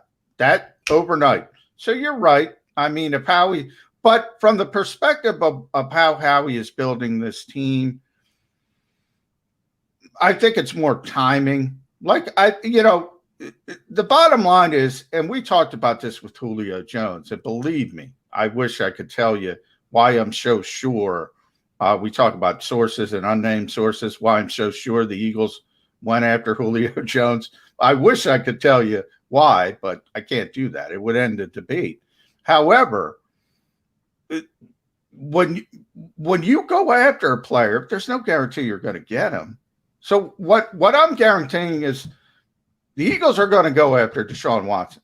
So are a lot of other teams. In theory, if you look at it from somebody on the outside looking in, they probably have the ability to offer the best package. Probably. But we don't know. Somebody could go over the top and give future first-round picks and starting level players. and who are younger than what the Eagles would be. Who knows, is what I'm trying to say.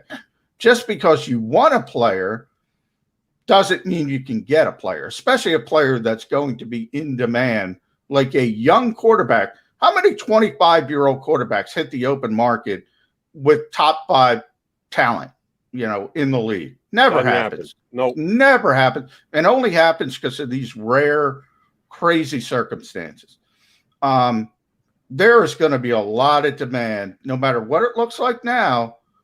There's going to be a lot of demand for Deshaun Watson. And, the Eagles also have to think about the future without Deshaun Watson, because there's no guarantees, what I'm trying to say. And that's the insurance policy.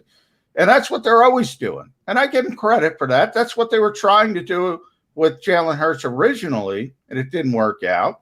Sometimes things don't work out. So from that perspective, he's trying to serve two masters because he has to try to serve two masters. All right, but let me disagree with you a little bit here. I get where you're coming from philosophically. When a 25-year-old quarterback who's already achieved top 5 status in the National Football League actually becomes available, it is such a rare occurrence. We go, damn, this never happens. And you're right. But as far as competition for Deshaun Watson goes, let's take a quick peek at the other 30 teams, other than the Texans and the Eagles. Any chance the Redskins make a play for him? Yeah. I mean, they're in the Aaron Rodgers conversation, so why wouldn't they be in the Deshaun Watson conversation? Understood. They don't have the draft capital and some of the things to offer that the Eagles have. So I'd rate remember their future first-round picks as well, though. People kind of get focused on the immediacy. Yes, immediacy. Eagles have likely, if Carson Wentz holds his way, 3 first-round picks. But you can offer first-round picks in 2023, 2024, 2025. Right. The Redskins don't have a cachet of 2025 first-round draft picks that I don't know hey, about. What if I throw Chase Young in there? Do you think they put Chase Young in a deal to get Deshaun Watson? I'm saying when there is a player of this perspective, you don't know what people do. They're so quarterback desperate. Okay. I would doubt that. Giants. They're still very much in love with Daniel Jones, which I don't understand for a little bit. Yeah, but, I don't think they're in love. FU player, Jody. I'm getting the FU player in there. Okay. Yeah, Giants, probably. Both of the teams in the division. Cowboys are going to move away from Dak Prescott? You got to take that mega cap hit, plus you got to pay Deshaun Watson. Is that even feasible? Not feasible. No, not feasible now. But things move so quickly in the NFL. We were talking about that with Jeff Kerr yesterday. Things move quickly. What if Dak Prescott isn't healthy? That's years down the line now. They got to make it. They got to. We're talking about right here, right now, something that's going to happen in the next 3, 4, 5 months. Dak is going to take them out of the conversation. The Packers, are they going to give Jordan Love a chance, or would they move right from Aaron Rodgers to Deshaun Watson? I would move right. But are the Packers? There's too many moving parts. So right, I would say that's out. They would have to move Aaron Rodgers. They're not going to move Aaron Rodgers. So Bears. No, Justin Fields is their guy. Your guy, Kirk Cousins in Minnesota. Vikings would do it in a second, but they don't have the wherewithal to do it. Understood. Lions, absolutely. They would be a player, but they don't have the draft capital Eagles have. Saints? Yes. Hell yes. Yeah, I would agree there. Buccaneers, what do? If you're the Buccaneers, what do you do? No, you don't. You can't. You can't. Yeah. Falcons definitely, because they could have gone quarterback. They didn't. They got an aging Matt Ryan. Yeah, short term though. They don't, like a lot of teams don't have the wherewithal to do it immediately. As we talk about next year, it opens up things a little bit more. Seattle, Russell Wilson? No. Rams, Matthew Stafford? No. I would if I were. But they can't. Get that boy genius involved there. I think I'd give him a bigger talent than Matthew Stafford if I could. Yeah, but these are different conversations. If you were asking me who's a better quarterback, yes, I would say Deshaun. I'm saying they don't have the wherewithal to do it right now. Arizona with Murray? No. San Francisco with Trey Lance? No, which is sad. But Bills with that Allen kid who can win an MVP? No. Dolphins and Tua. We've heard the link before. Dolphins will be the biggest combatant for the Eagles, and they might have gave the Eagles the advantage with the first round pick. How about the Pats with Mac Jones? Yeah, I would do it in a second. I'm not asking would you do it. I'm asking would Belichick do it? No, he would not. And the Jets are going to give Wilson a chance. The Steelers could be a key competitor for him. That's the team I think you have to keep an eye out for. Yeah. Ravens are going to stick with Lamar. Cleveland's going to stick with Baker, aren't they? I don't know. They haven't committed. So what does that tell you? Signed a contract yet. Very good point by you. Cincinnati's going to stay with Joe Burrow, even though we question how bad that injury was. I don't think they're moving off him. Here's a one for you. How about Tennessee? You know, I'm a lesser fan of the quarterback than you are. I think they would consider it, but I don't think they could get it done anyway. So, contracts may be an issue with that. All right. Anyway, we're off on a tangent. I see that Jack McCaffrey may or may not be ready to join us coming up next. You're going to have to stay tuned and find out. It's a third Mac added to the Mac and Mac and Mac attack here on Birds 365. I get scared sometimes. Of a lot of things. Joining in. Decisions. The dark. The dark. But I once heard someone say, but as I always say, it's okay to be afraid. As long as you face the fear. And keep moving forward. Wherever you are in life, count on the name trusted in insurance for over 80 years. Independence Blue Cross.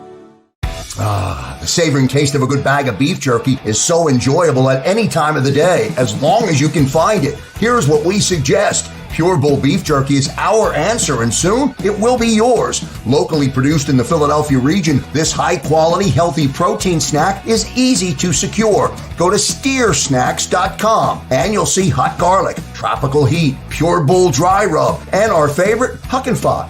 What's that? Huck and Fod. Go now to steersnacks.com. Welcome to the Wildwoods, the perfect place where you can safely do everything or nothing at all. Catch a wave, take a nap, go for a drive, grab a bite. It's your vacation, and we're doing everything we can to make it a safe one. The Wildwoods. Your vacation, your way. The International Brotherhood of Electrical Workers, Local Union 98, is a proud sponsor of The Labor Show with J. Doc and Krause every Saturday night from 6 to 8 p.m. IBEW Local 98's highly trained and superbly skilled electricians are the best in the business, setting the highest safety standards in the electrical industry. So when you're planning your next industrial, commercial, or residential project, choose an IBEW Local 98 union contractor. Learn more at ibew98.org.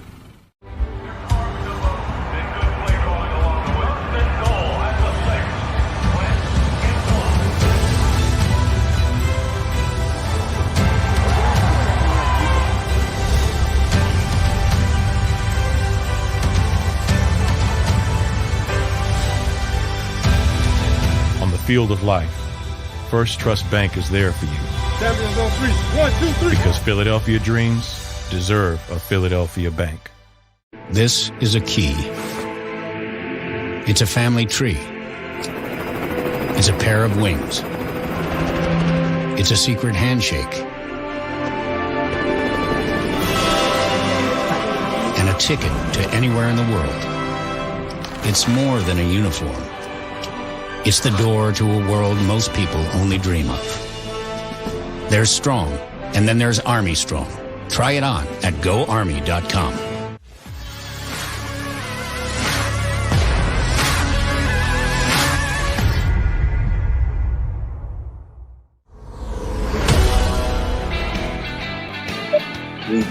We are the Mac and Mac guys. It's a triple Mac attack coming your way. Yeah. John McMullen And look who we got with us. Jack McCaffrey from the Delco Times has been covering the Birds for many a year. J-Mac, how you been? Jody, John, how are you guys doing? Doing well, Jack. By the way, I can't believe it.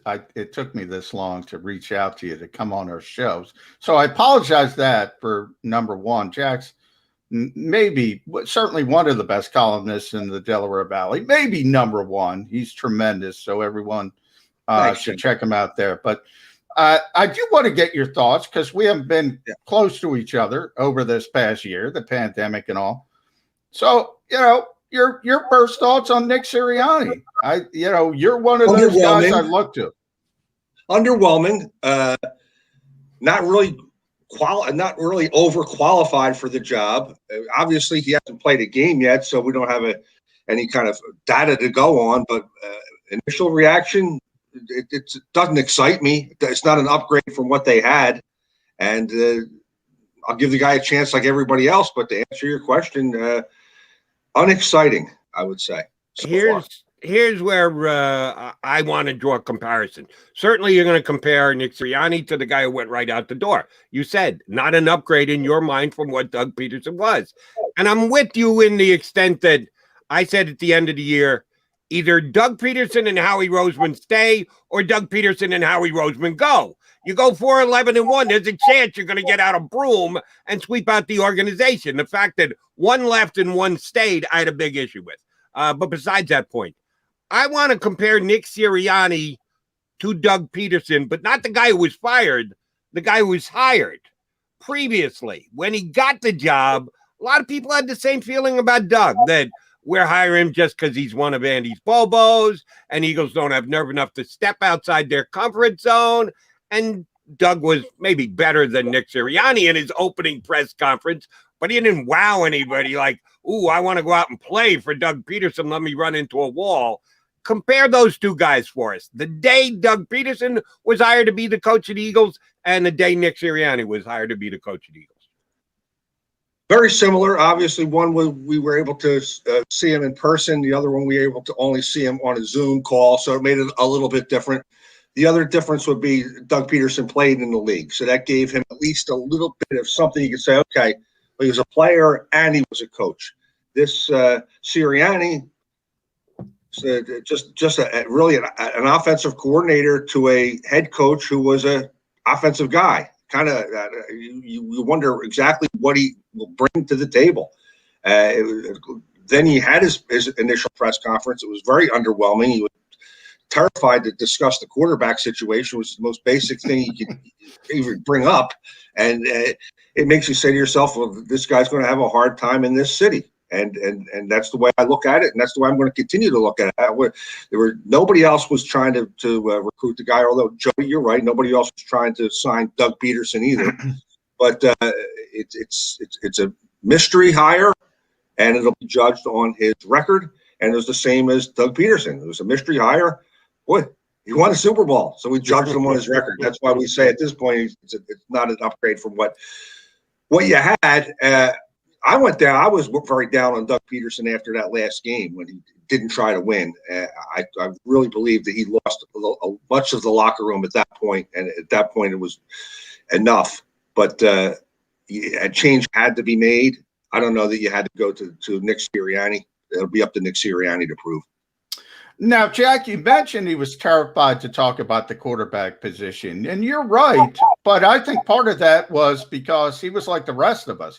He had no idea. He wasn't told about the quarterback position. They made the decision. But my larger point is about Jeffrey Lurie and Howie Roseman. Those are the guys running the show, and this affected Doug Peterson as well. One of the most unfair things I saw during the whole Doug Peterson era was the White House kerfuffle. When poor Doug Peterson, who had nothing to do with it, making the decision, had to go up there and take every question because Howie Roseman, Jeffrey Lurie only talked to us on rare occasions. So from that standpoint, Nick got a good idea of what it's like to be head coach of the Philadelphia Eagles because you're going to have to answer questions. You have no idea what the answers to those questions are. Is that fair? That is a great point. And it was funny because you talked about that particular situation with Doug Peterson. I always go back to other situations. I think it was his first draft or his second draft. They barely let him get a word in edgewise. Do you remember that one, John? Oh, yeah. He stood off to the side. Called him the Pipers plant. Yeah, Sealski called him the Pipers. I still laugh at it. Douglas was up there. I forget who else was up. Might have been Howie and somebody else. And Doug Peterson had nothing to say. It's a great point. It's a funny way that they handle their public image of their head coaches. And maybe Sirianni. I mean, Sirianni seems like an optimistic sort of guy. Maybe it'll work out for him. Affable would be a word I would use to describe the coach. Yeah. All right, let me get a positional question out there for you, Jack. We've talked plenty about Miles Sanders since we started this Bird 65 show a couple of months ago, and the seasons that he's had as the Eagles running back. Where do they go from here? Did they give him the ball more? Did they give him the ball less? Should they put more assets into the backfield? Do they need to do less because they need to expand Miles' role more? Opinions vary on him from he can be a top 5 back in this league to, yeah, you got to have another back because you don't want you don't want to be asking Miles Sanders to do too much. He took a step backwards in a couple areas of his game last year. Actually running the football, not one of them, because his average yards per carry was up in one of the better ones in the league. Where do you think the Eagles should be with Miles Sanders this year? If Nick Sirianni is going to use Miles Sanders as perfectly as possible, how much would you think he's going to be used this year? Not a lot from what I could tell. It doesn't seem to be a run-oriented guy. I look at Miles Sanders as a guy that every football team has a guy like that. Everybody's got. He's pretty good, not great, not going to carry you anywhere. Certainly not in the lineage of Wilbert Montgomery, Westbrook, Sean McCoy, Ricky Waters, all the great running backs. He's not in that level. You're talking about a guy who was a backup in college. He's got a lot of talent. He can help you win some games.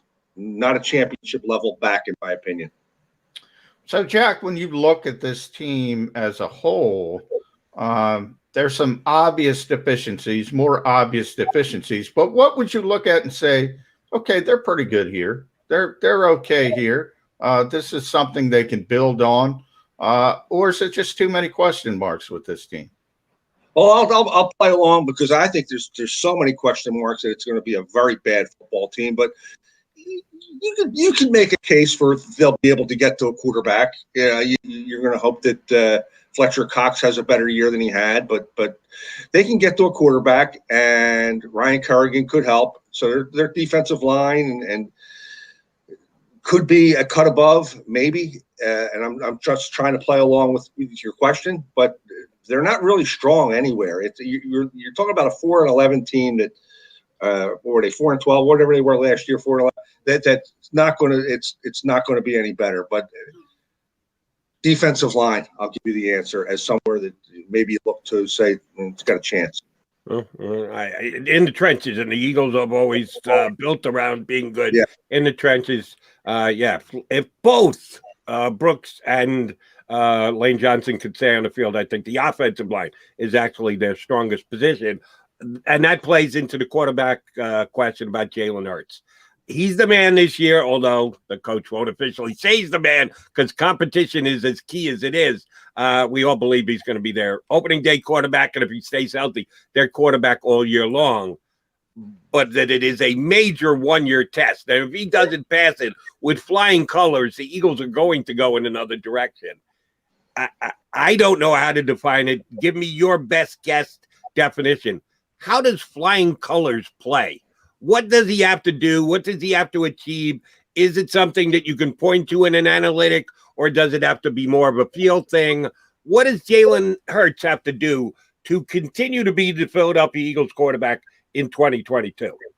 Well, that's a really good question, and I'd love to think about that. I would want to see continued progress throughout the course of the season, better at the end than he was at the beginning. You're talking about a guy that's had 3 NFL starts or played a minimum amount of NFL games. So give him a chance.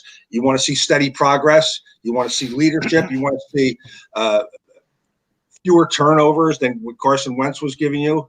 You want to see the players respecting him. You want to see maybe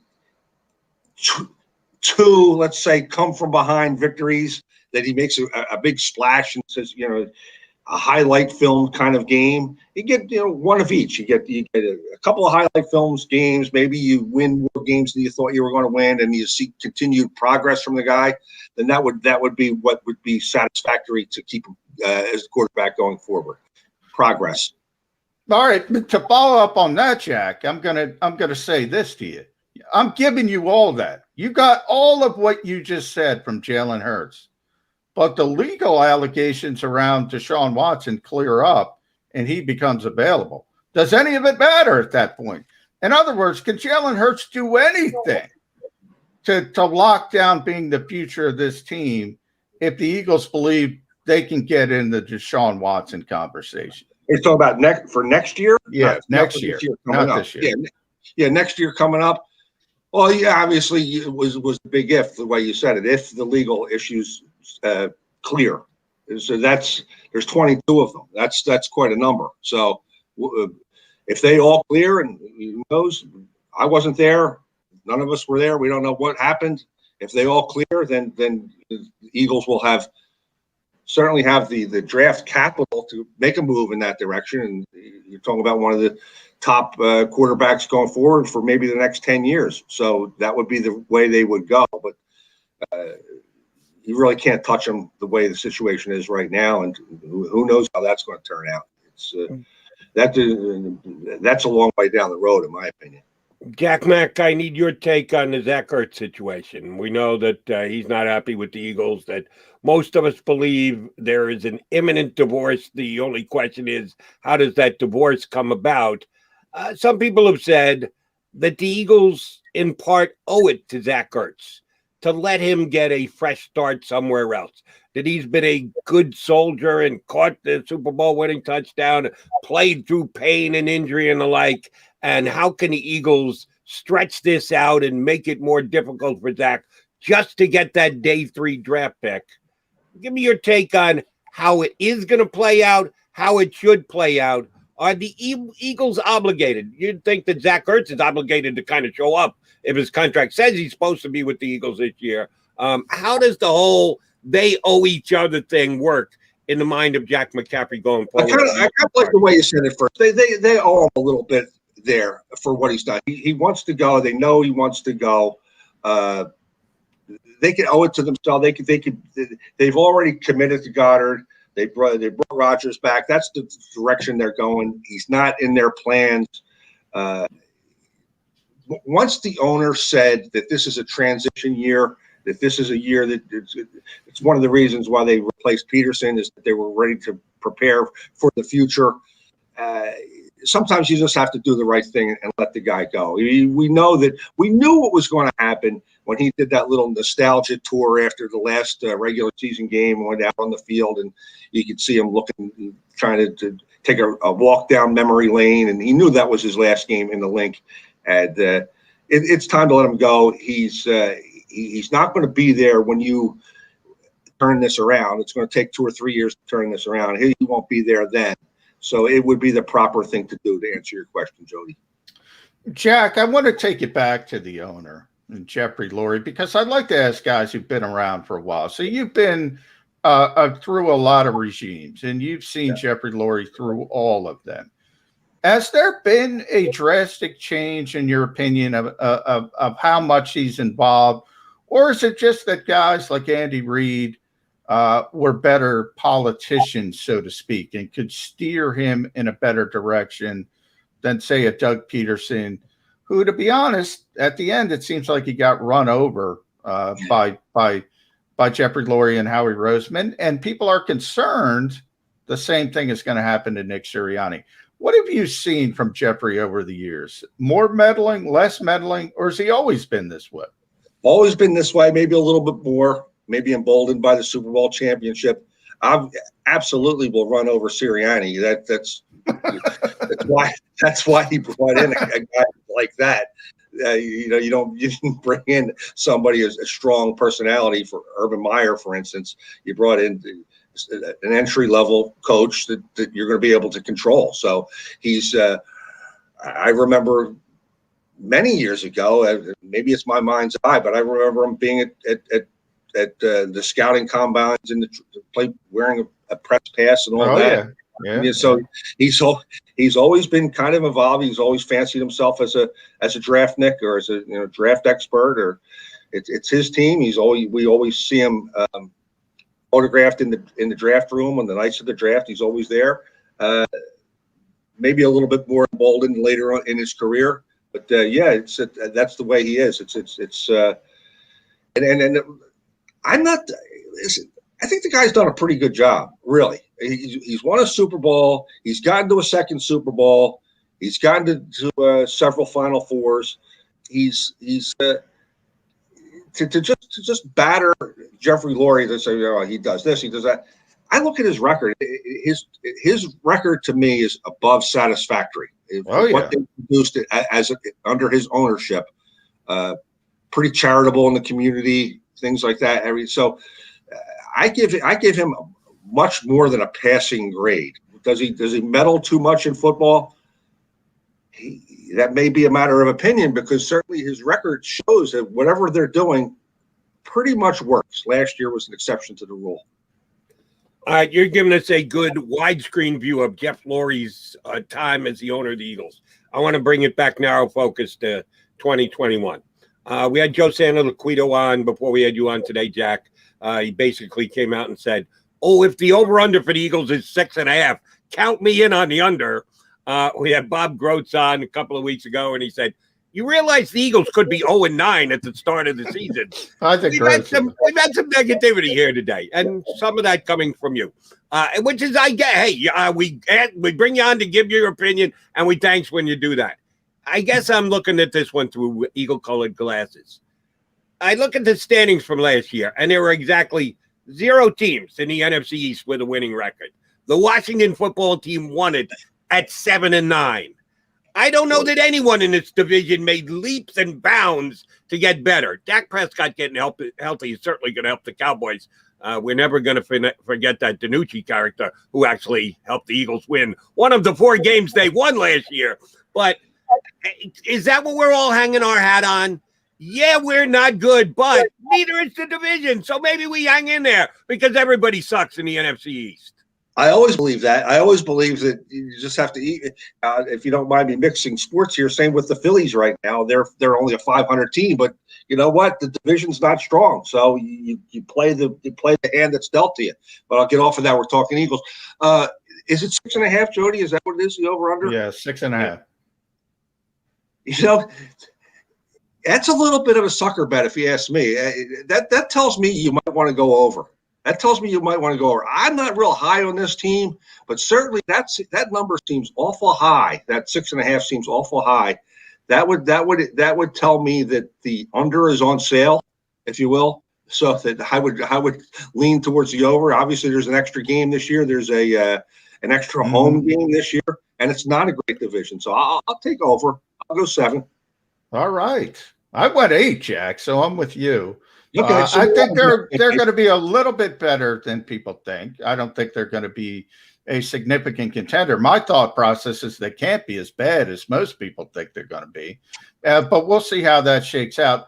I do want to talk about Howie Roseman and how he builds this team, because it seems like we go through this every year, Jack. They had a championship window, and I applaud them for trying to turn 1 into 2. I think it's the right thing to do. And then you have that balancing point. And this is one of the most difficult parts of professional sport, any professional sport. You have to be honest about yourself and say, look, it's time. It's time to turn this over. And the Eagles seem to say that every year after the end of the season, the past few years when they lost to Seattle in the playoffs, certainly this year after the disaster, probably go back 3 years. And they say, we have to get younger. We have to get more cost efficient. And then they get into the meats of the offseason, and they start to think that way that Jody was just saying. Well, maybe we have a little bit more than people think. It's a bad division. maybe we can make a run at the playoffs. Do you think they have to be more disciplined and just say, no, this is a transition.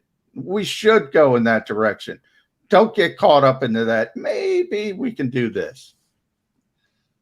And you're talking about like adding players between now and the time the season starts. Yeah, well, Ryan Kerrigan, veteran players. They talked about getting Julio Jones. They're talking about Steven Nelson. All these players that they seemingly go in the same cycle. For the time being, I'll go with what Jeffrey Lurie said and called it a transition year. And every indication, with the exception of maybe the Kerrigan move, which is you have to have football players on your team. Yeah. The way he hired the coach, the way they it just looks like they're prepared to make this a transition year. So when we talked about the division being weak, we talked about, what I was referring to is that it's so weak that maybe you can win it with what you have. You don't have to chase it, at the trade deadline and go out and get somebody, buyers instead of sellers and all that. We're talking about whether we're optimistic here in the middle of July. The division is weak enough. You want to generate some optimism, but no, the owners generally give you the straight talk. And if he said it's a transition year and he fired, the reason he fired Peterson was because Peterson didn't see it that way.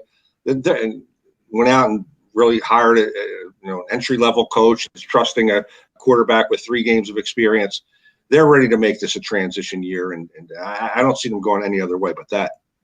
All right, Jack, I'm going to take you in advance a couple of months and get your barometer on how you're going to be spending your time, specifically on a Sunday.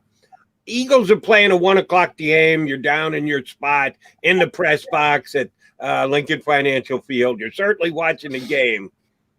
How often are you checking NFL Jesus on your computer to see the numbers that Carson Wentz is putting up for the Colts? The Colts, by the way, have probably a lot of 1 o'clock games too. If it's a 1 o'clock, 4 o'clock, then yes, you're going to be doing things and you're going to be noting everything else that's going on in the National Football League. But while the Eagles are actually playing, how often will you be peeking at what Carson Wentz is doing for the Indianapolis Colts? A lot less than you would think. It says I would have to have a lot more energy to care that much about Carson. I really would. Well, I've been through a lot of players who've come and gone in every sport in this city, and it's enough, Jody and John, for me to focus on that game that's in front of me right there. But it's certainly after the game, I'd like to know how he does. And I don't have really high hopes for him. Really, he's a shot quarterback. Now, last one from me, Jack, and thanks for joining the program. But we do talk about other sports, so always feel free. I want to compare Carson Wentz to Ben Simmons, who ultimately is going to be moved by the Sixers. And what Jody kind of said, if Carson Wentz does well with Frank Reich in Indianapolis, that doesn't necessarily mean he could have turned it around in this situation. Kind of what I feel with Ben Simmons. People are saying, what if he turns into a star wherever? Who cares? He wasn't turning into a star here. Is that kind of your view of the process when you see something broken? Maybe people just have shelf life in certain situations. Bingo. It's exactly right, John. It's not going to work for Ben Simmons here. In my opinion, it's not going to work for him anywhere, but that'll be up to him.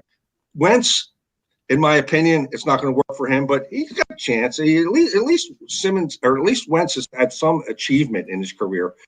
Simmons is he's really flattened, and he's exactly what you thought he was going to be. He won't shoot it. He's a bad teammate, and it's time for him to go. But Wentz, he had that great year when they went to the Super Bowl, so it's in there. It's in there somewhere.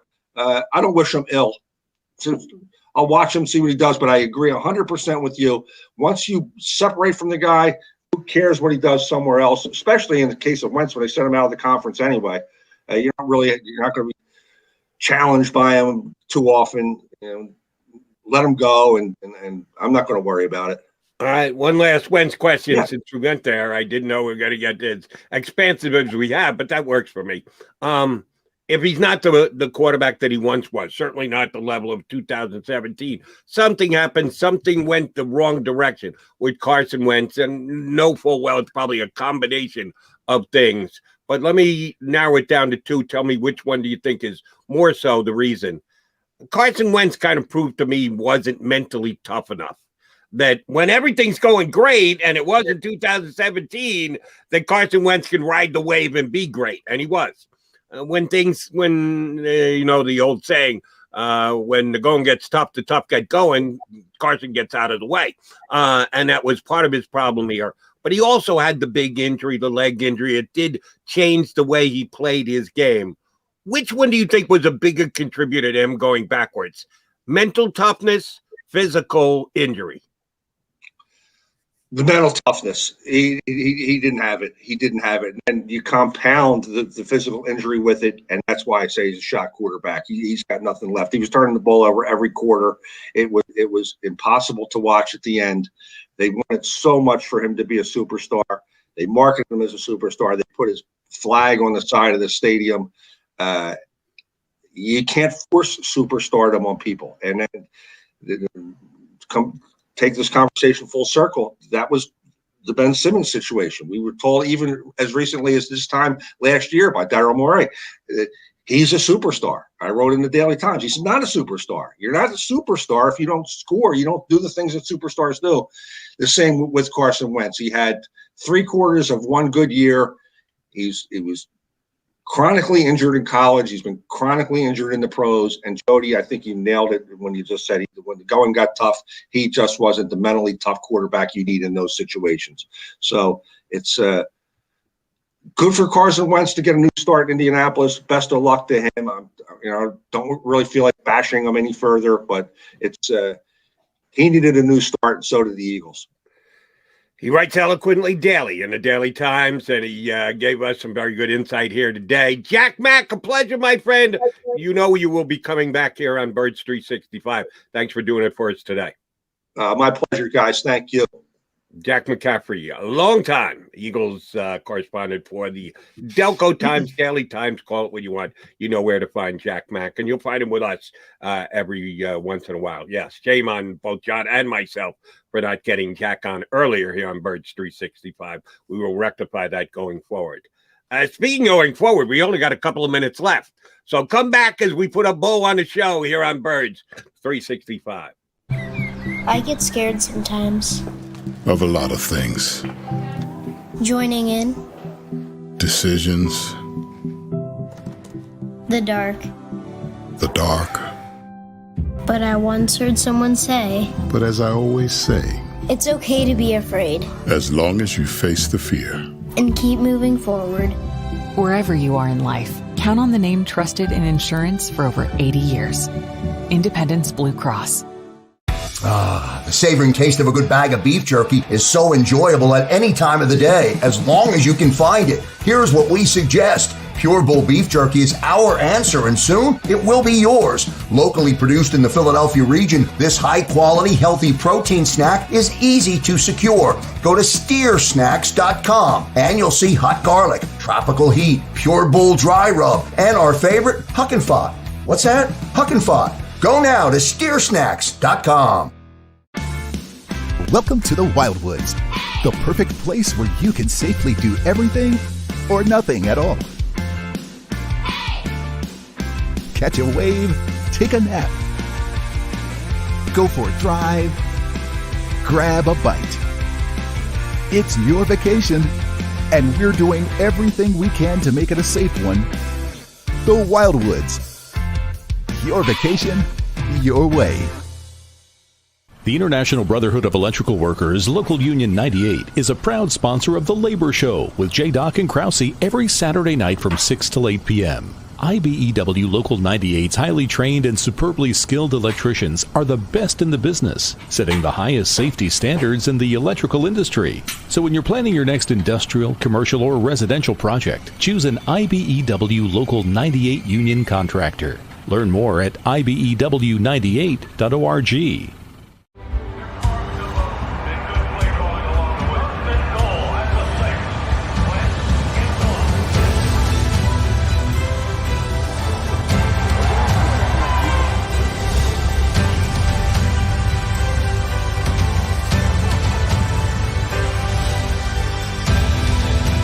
field of life, First Trust Bank is there for you.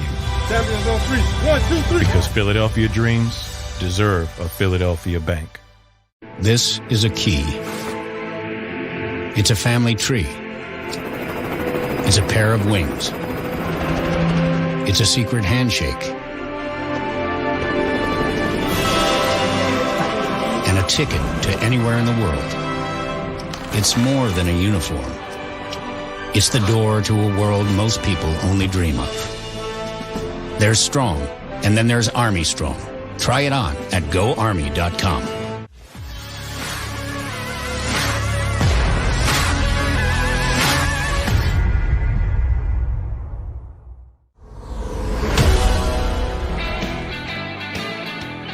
Coming back to put a bow on the show here on Birds 365.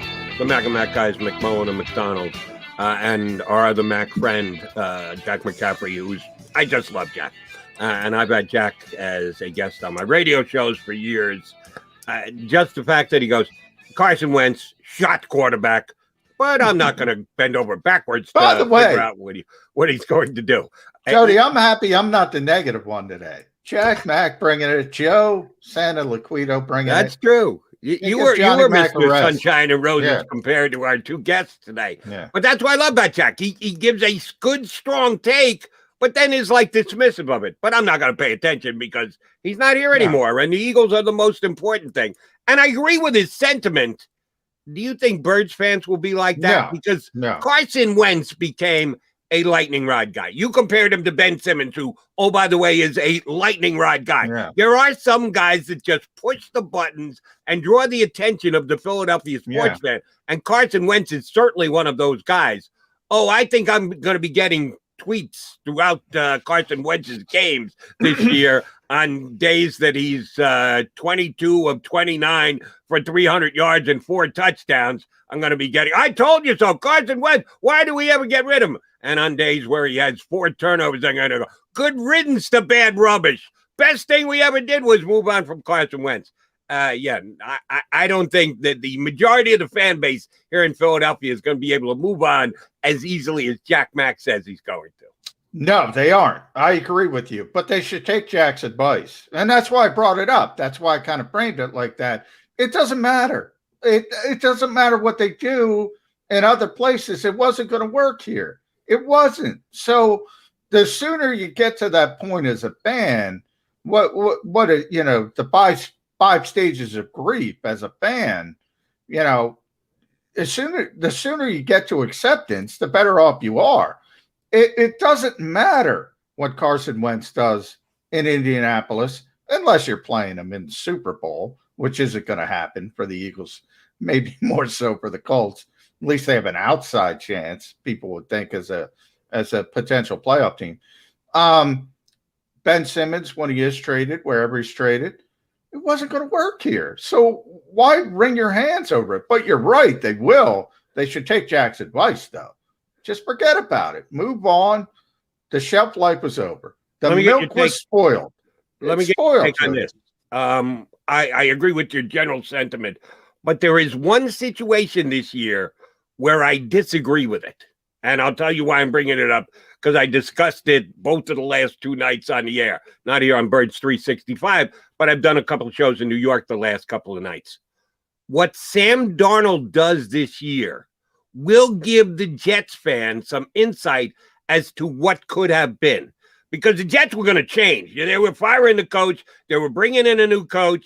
If they had stuck with Darnold, you could do at least some assuming that things would have been better. Joe Douglas made changes with the Jets during the offseason. You're right. What Carson does in Indiana, reuniting with Frank Reich, wasn't happening here. What Ben Simmons does somewhere else, Joel Embiid, Doc Rivers still going to be here. It doesn't matter what he would have done here. But I think Sam Darnold, you can watch what Sam Darnold does with another good young coach, a really highly thought of offensive coordinator who made Joe Burrow the number 1 pick in the draft. I think you can get a read on what could have been with a guy like Darnold by watching what he did this year. I agree with that. I think one of the things, that's why Carolina made the deal. They convinced themselves it was Adam Gase. This kid still has a lot of potential. And by the way, I want to see that. I think that's one of the more interesting storylines in the NFL this season because I agree with that. I think it was more Adam Gase than Sam Darnold. We'll get a chance to see that. Maybe I'm wrong, but I think there's some openness to it. I don't think there's any openness to Carson Wentz in Philadelphia or Ben Simmons in Philadelphia. I think in their cases, yeah, the shelf life just expired. And it doesn't matter what they do somewhere else. It's not to say they can't turn it around because maybe they can, but they weren't going to do it here. So there's no use hand-wringing about it. That's where I think the if you want to follow Jack Mack's sort of advice, I think you should because you'll save yourself some hand-wringing, so to speak. And, oh, by the way, John and I don't really get a say in what we put up here on the JAKIB Media YouTube channel after the fact. Our producer, Xander, does a tremendous job of cutting out clips and putting the stuff up there for you to watch. He doesn't consult us. He just picks out what he thinks is best. And, oh, by the way, does a great job with it. First time ever, I'd make a suggestion. I'd get that clip of Jack McCaffrey saying, and Carson Wentz is a shot quarterback as part of the highlights for today. There's every once in a while. Just like we were saying before the show when Mike Garafolo said, how quickly would Howie Roseman go after Deshaun Watson? That was a great clip. Once you hear a great clip and you say, yeah, remember that one. Remember that one, Xander. My guess is that will be part of the clips for today's Birds 365 on the JAKIB Media YouTube channel. We got, this is a foregone conclusion. Oh, my God, what an upgrade over the guests we had. Not quality football information, but just looks. Kimmy Jones of the NFL Network is going to join us tomorrow. We've had some ugliness to this show. Not the conversation, just the individuals who are on the show. We will upgrade tomorrow. Kim Jones of the NFL Network is going to jump aboard with us. J-Mac, I will see you back here in 22 hours. That work for you? Works for me, Jody. Done deal. Back here tomorrow to wrap up a week on Birds 365. If you missed any of today's show on the JAKIB Media channel, listen to the podcast on your way home. Available on YouTube, Apple, and Spotify.